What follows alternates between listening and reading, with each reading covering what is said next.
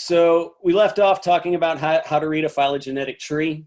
And we talked about this idea that nodes can rotate in a phylogenetic tree. So these three different trees that are hypotheses for the relationships of these three different taxonomic groups are saying the same thing, where mammals and birds are more closely related to each other than they are to fish. All three of these trees say that exact same thing, where mammals and birds are more closely related to each other than they are to fish. It's just that the nodes have been rotated around.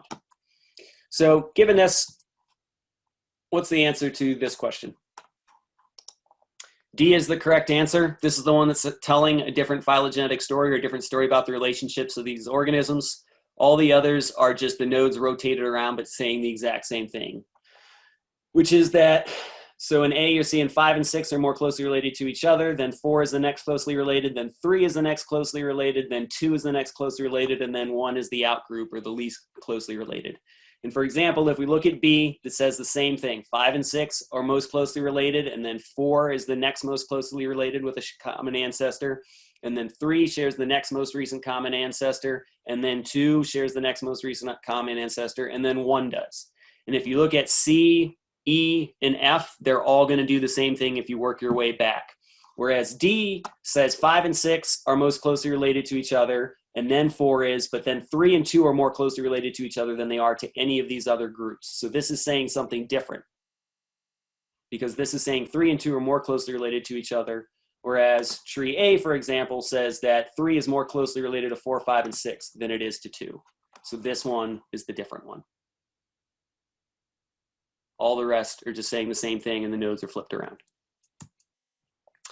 Okay, next question. D is the correct answer to this one, okay? So all of the above taxa, fungi, chordates, and mollusks, are equally related to land plants, or equally distantly related to land plants.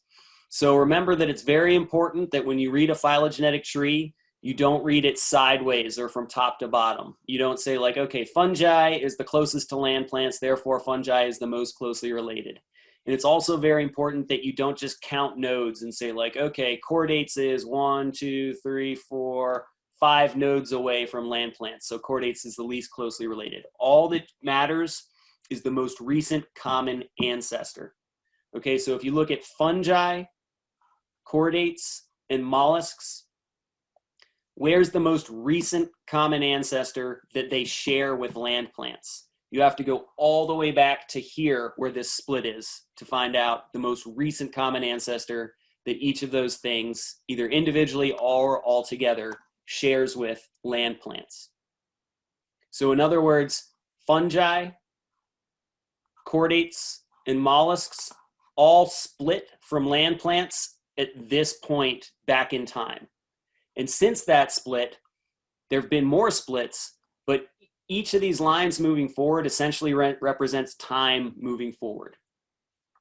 And each of these lines represents generation after generation after generation of reproduction. And so fungi has had just as many generations of split time as mollusks or chordates if you move forward in time. And so they split off from land plants at the same time long, long ago. And they've been evolving ever since then for the same amount of time. And so they've diverged just as much. So even though there's more splits here, here, and here, all that matters is the major split off from land plants is back here. This is the shared common ancestor that they all have in common. And that means that all of these are equally related or equally distantly related to land plants.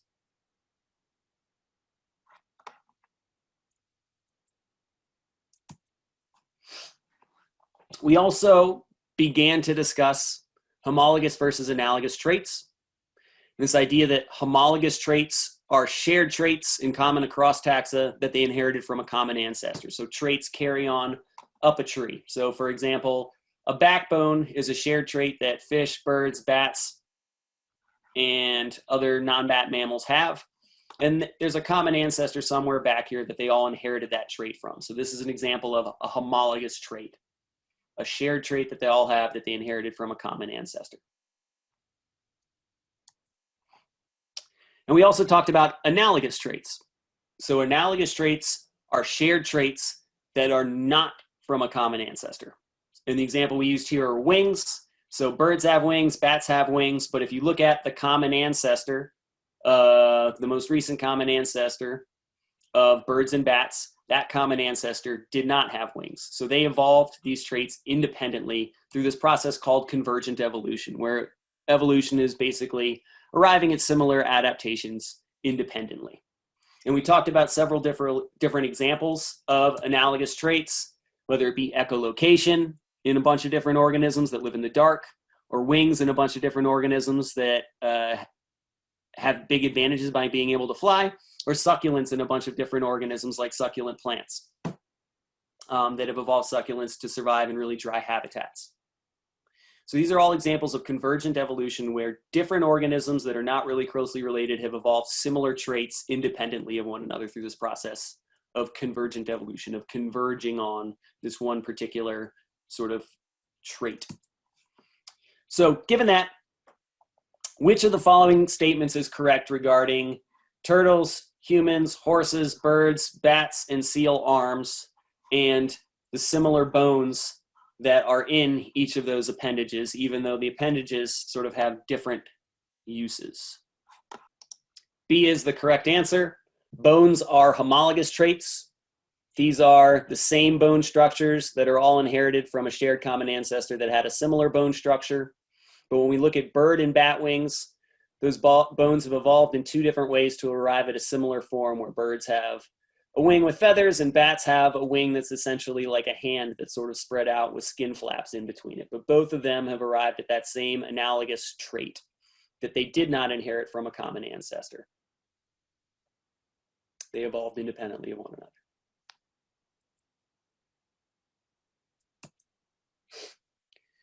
So we talked about this idea of analogous and homologous traits and the idea that nodes can rotate around.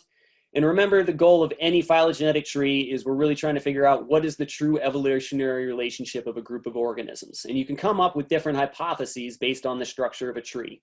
So for example, this hypothesis here, this phylogenetic tree here, says that birds and mammals are more closely related to each other than they are to fish.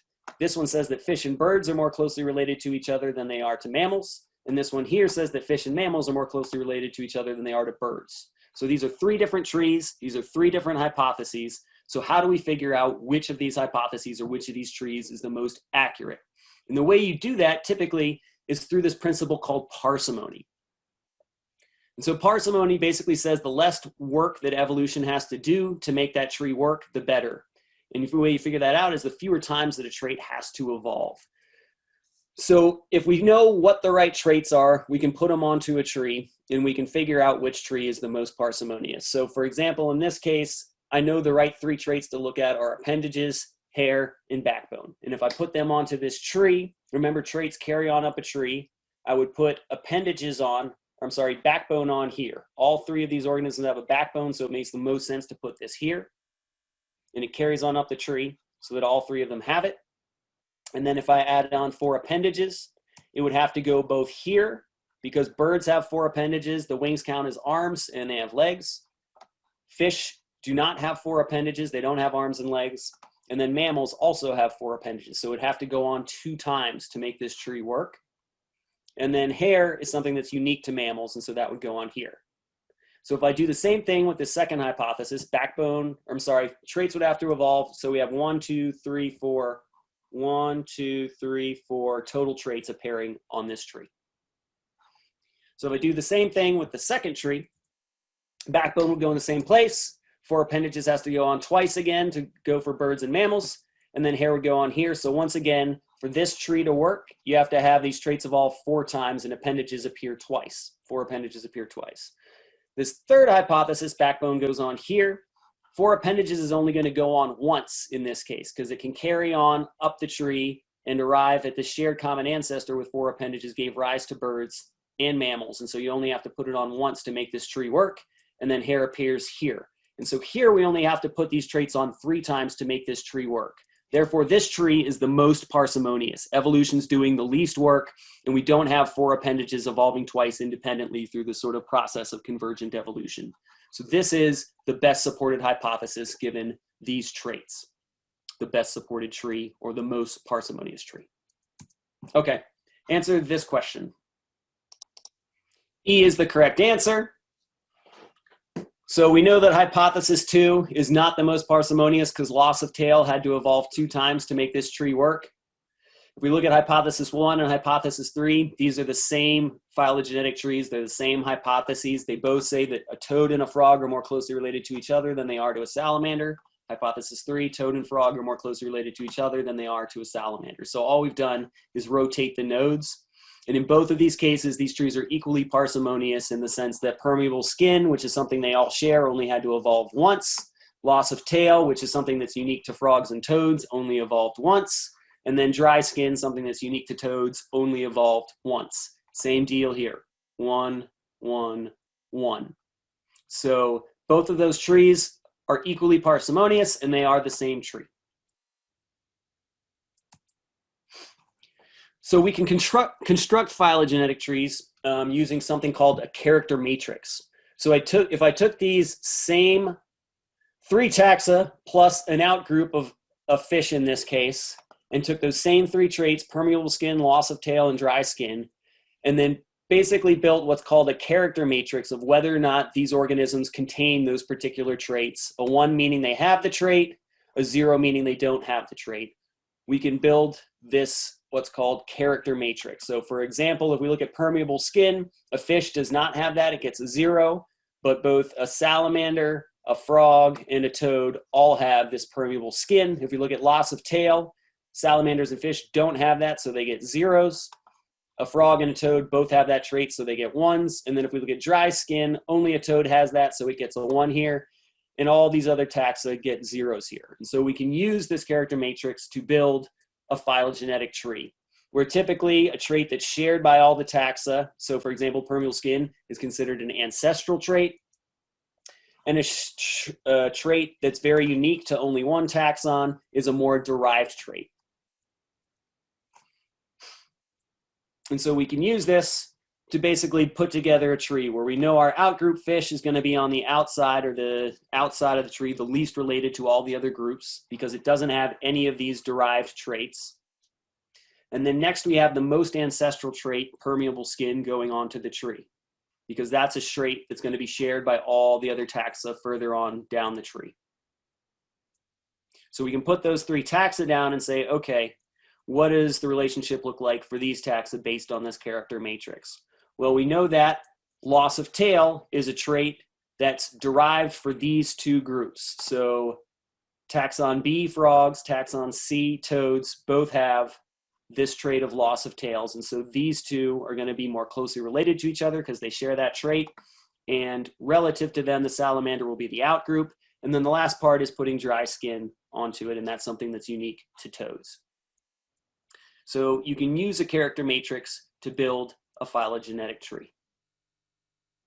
So given that, let's look at this character matrix for an outgroup, which is shrimp, and then these 1, 2, 3, 4 different insect groups. So silverfish, dragonflies, beetles, and butterflies. And basically we're looking at 4 major characteristics: the number of legs that they have, whether or not they have wings, the type of development they have, so whether they have pupa or don't have pupa and have something called direct development, and the types of mouth parts they have, so whether they have sucking mouth parts like we see in butterflies or they have grinding mouth parts like we see in these other taxonomic groups.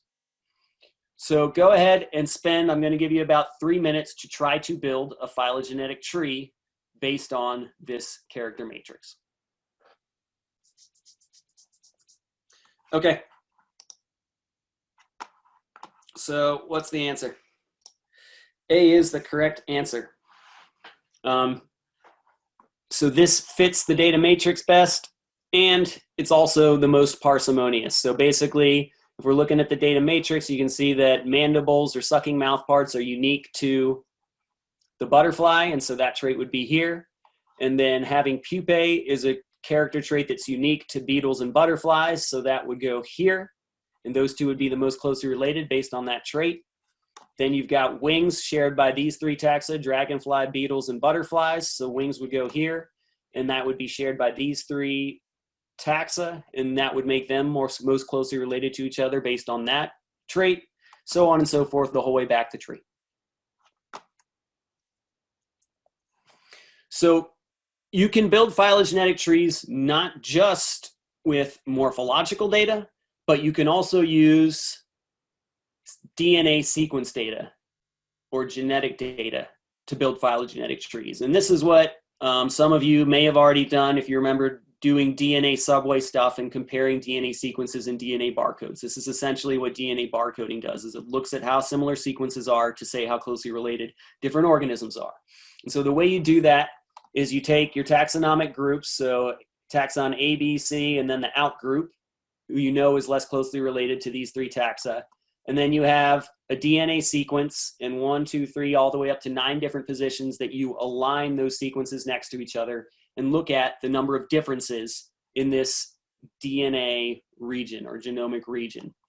And so what you can do is actually add up the number of sequence differences when you do a pairwise comparison of all these different taxa. So for example, you can make a distance matrix comparing A to B, A to C, and A to the out group, and look at the number of genetic differences that exist between those sequences. So if we look at taxon A and we compare it to B, we can see that there's 2 differences here between A and B, resulting in this number 2 here. If we compare taxon C to A and B, and you actually look through and comb through this, you'll see that C has 4 differences from A and 4 differences from B.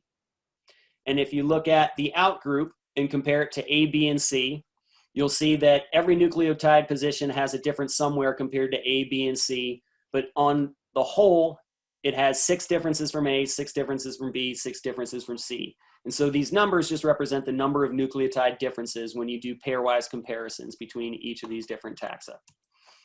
And so you can build a tree based on this, where the vertical distance in this case is equivalent to the genetic difference or the number of base pairs that we see different. So for example, taxon A and B have 2 different nucleotides, T and G here. And so this little nub here represents 1 nucleotide difference. This little nub here represents 1 nucleotide difference. And then those 2 are most closely related to each other because they have the fewest differences in their DNA sequences. And then we can put in C, where this nub's a little bit longer because it represents 2 base pairs difference. And then we have a little nub here that represents another base pair. And if you add them up, this goes 1, 2, 3, 4 base pairs worth of difference to A, and 1, 2, 3, 4 base pairs of difference relative to B. And then we can add in the out group, which has 6 total differences. So this has a longer line here, 1, 2, 3, 4, 5, 6 to C, same deal to B, same deal to A. And so we can build this phylogenetic tree based on the number of nucleotide differences that we see in the sequences. And this is exactly what DNA subway does when you're building your phylogenetic trees. If you guys can remember back to Bio 140 when you took it and you made those different phylogenetic trees with the different length branches, it's all about the number of nucleotide differences that you have between the sequences. So this is the tree that we get from this distance matrix. Which of these trees is correct based on this distance matrix? B is the best tree according to this distance matrix. And the best tree is probably the wrong language to use. According to this distance matrix, this is the tree. So let me walk you through this. So if you look here on the distance matrix, you can see this number 2 right here. This is basically saying that taxon D, the butterfly, and taxon B, the dragonfly, have a genetic distance of 2. So there's two different base pairs between those 2 taxa when you align their DNA sequences in the region you're looking at. And so this basically says that B and D are only 1 base pair apart from each other on this tree, or 2 total. So 1 + 1 is 2. So these 2 are most closely related to each other.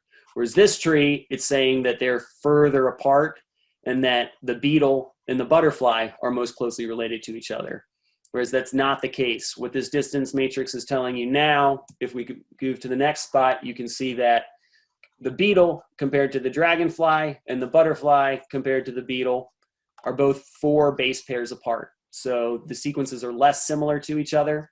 And so basically this line here represents a difference of 2 base pairs. This line here represents a difference of one base pair, or a genetic distance of one base pair. And if you add them up, you get 2, 3, 4.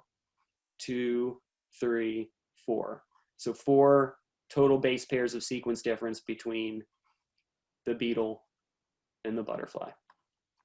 And we can go on back to the silverfish. This is 6 total, so this line represents a distance, genetic distance of 3, and this is another 1. And if we do the out group, it's got a genetic distance of 8. So there's 8 different base pairs compared to these different taxa. And so this line represents 4 base pairs of difference, of sequence difference. This represents 1 here, and once again, it all adds up to like 8. So 4 plus 1 is 5, plus 3 is 8 total. So this distance represents the genetic difference between them. Okay, so now we've made 2 different phylogenetic trees. We've made one based on morphological character data, and it looked like this. We've made another with the same taxa based on genetic sequence data and the character matrix here. Then that tree looks like this. So the morphological character data is telling us this is the relationships of these organisms. The genetic data is telling us this is the relationship of this group of organisms. So go ahead and answer this next set of questions. So let's start with this first question. Do these trees tell the same evolutionary story? In other words, are those the same phylogenetic trees? And the answer to that is B. They are different trees. So the outgroup and the silverfish are in the same place on both trees. But in this region, the morphological character tree is telling us that beetles and butterflies are more closely related to each other and share a more recent common ancestor than they are to the dragonfly, which shares a more distant common ancestor. Whereas here it's saying butterflies and dragonflies are more closely related to each other and share a more recent common ancestor than they do with the beetle, who is not as closely related because it shares a more distant common ancestor. So these are 2 different hypotheses. So the question becomes, morphological data is telling us one set of relationships. The genetic data is telling us a different set of relationships. Which of those is best? Which of those is correct? And the big sort of take-home message, or one of the big take-home messages I want you guys to get from this, is that we need more info at this point to decide.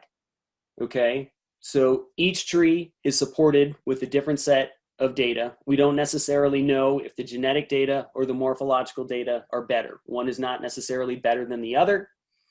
You just need more data. So we need another set of genetic sequences from a different region in the genome to look at, or we need a different set of morphological characters to add to it, or we need to look at proteins in the blood, or we need to look at behaviors of these organisms, or we need to look at geographical locations. So there's different types of data that you can add in to build for or support these phylogenetic trees. Furthermore, I just want to point out that you're not always going to get different data or a different tree if you compare genetic data to morphological data. Oftentimes these will agree with each other. This is just to show you an example of what happens if data do disagree. Where do you go next? How do you build a tree? But oftentimes you'll have morphological and genetic data agree with each other. They're not always going to disagree.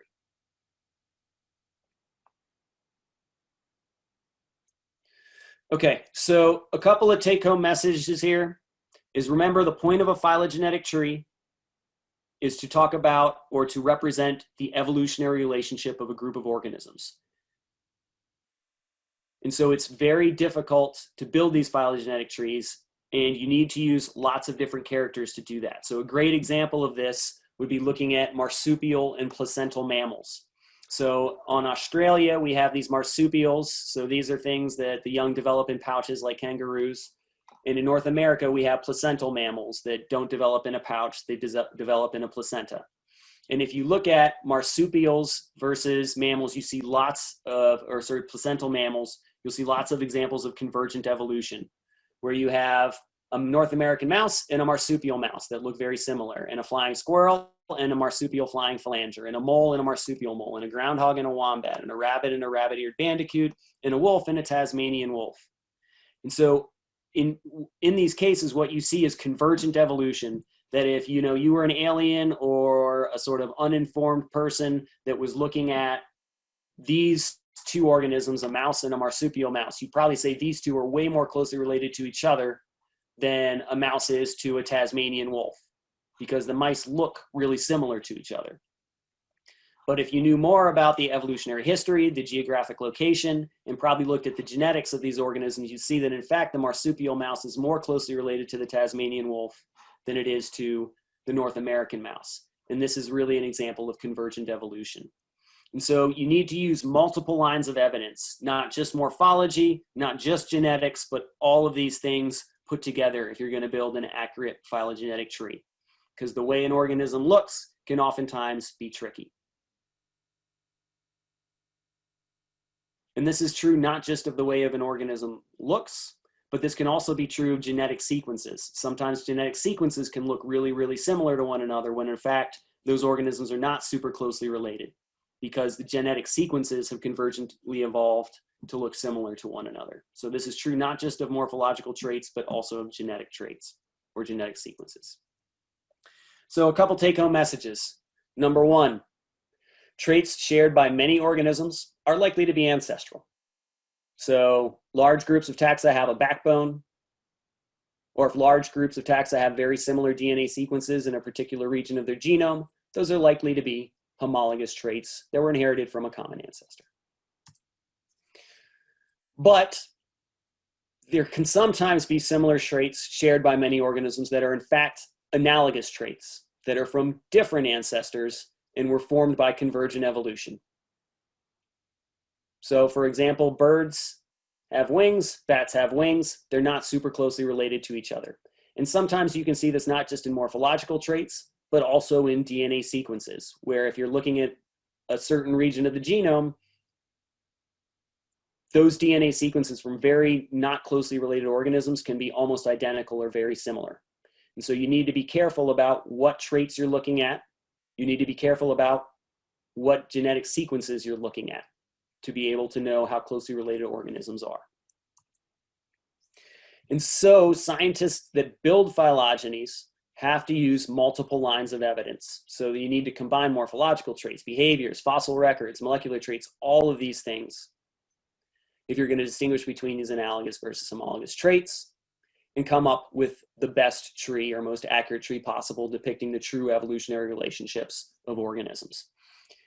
And as a result, phylogenies are always a work in progress. So new fossils are coming into the picture, new fossils are being discovered, new DNA sequences and regions of the genome to sequence are coming into the picture, new organisms are being found, and all of these things are revising phylogenetic trees and changing our understanding of the relationships of organisms on the grand scale.